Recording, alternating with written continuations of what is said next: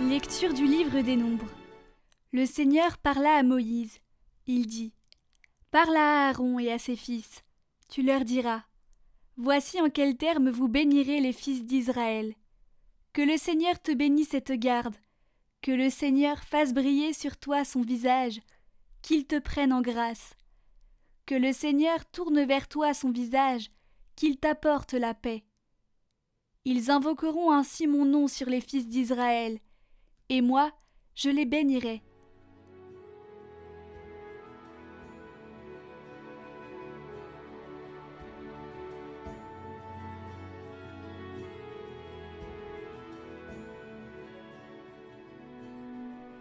Que Dieu nous prenne en grâce et qu'il nous bénisse.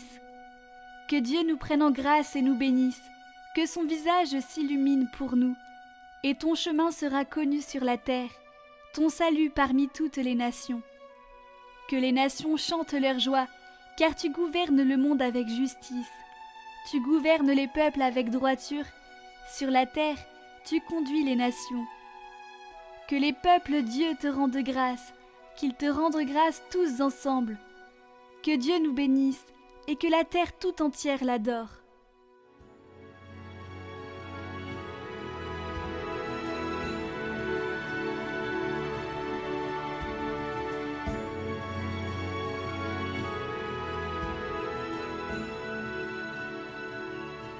Lecture de la lettre de saint Paul apôtre aux Galates. Frères, lorsqu'est venue la plénitude des temps, Dieu a envoyé son Fils, né d'une femme, et soumis à la loi de Moïse, afin de racheter ceux qui étaient soumis à la loi, et pour que nous soyons adoptés comme des fils. Et voici la preuve que vous êtes des fils. Dieu a envoyé l'Esprit de son Fils dans nos cœurs, et cet Esprit crie « Abba », c'est-à-dire « Père ». Ainsi, tu n'es plus esclave, mais fils. Et puisque tu es fils, tu es aussi héritier. C'est l'œuvre de Dieu.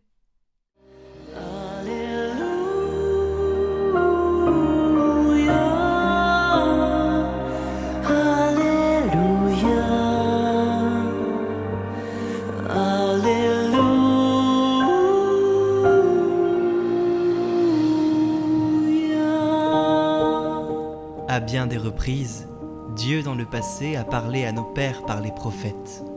À la fin, en ces jours où nous sommes, il nous a parlé par son Fils.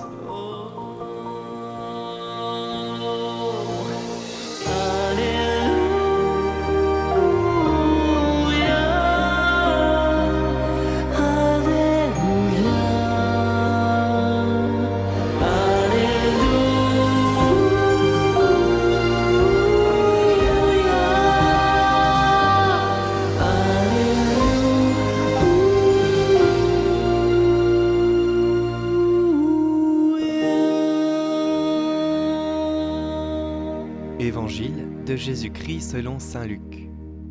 En ce temps-là, les bergers se hâtèrent d'aller à Bethléem, et ils découvrirent Marie et Joseph avec le nouveau-né couché dans la mangeoire. Après avoir vu, ils racontèrent ce qui leur avait été annoncé au sujet de cet enfant. Et tous ceux qui entendirent s'étonnaient de ce que leur racontaient les bergers. Marie, cependant, retenait tous ces événements et les méditait dans son cœur. Les bergers repartirent.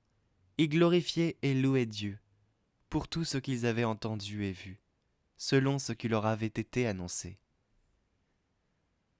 Quand fut arrivé le 8e jour, celui de la circoncision, l'enfant reçut le nom de Jésus, le nom que l'ange lui avait donné avant sa conception.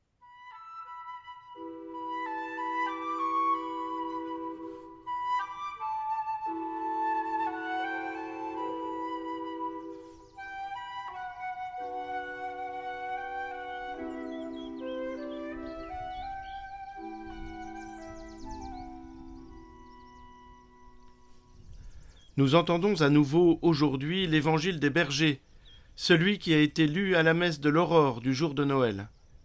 Aujourd'hui, notre regard est particulièrement tourné vers la Vierge Marie que nous célébrons sous le beau titre de Mère de Dieu. Deux choses importantes nous sont dites de cette Mère très sainte dans cet évangile.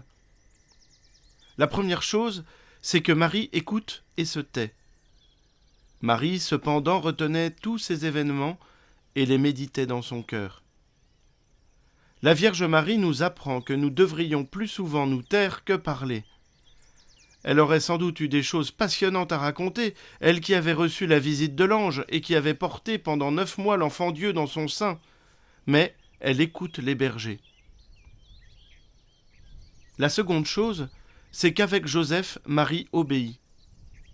Quand fut arrivé le 8e jour, celui de la circoncision, l'enfant reçut le nom de Jésus, le nom que l'ange lui avait donné avant sa conception.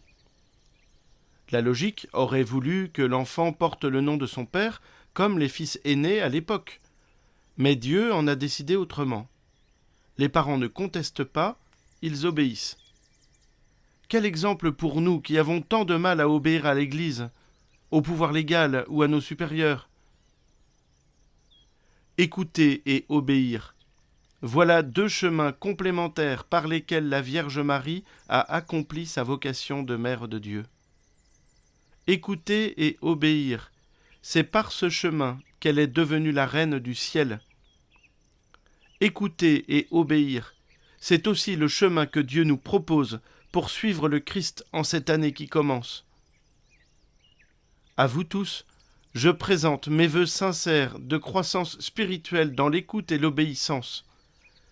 Je vous souhaite de comprendre avec Saint Jean-Baptiste qu'il faut que nous diminuions pour que le Christ grandisse en nous. Et je prie pour que le Seigneur établisse son règne dans notre monde, à commencer par nous. Que la bénédiction de Dieu Tout-Puissant, Père, Fils et Saint-Esprit descende sur vous tous et y demeure à jamais.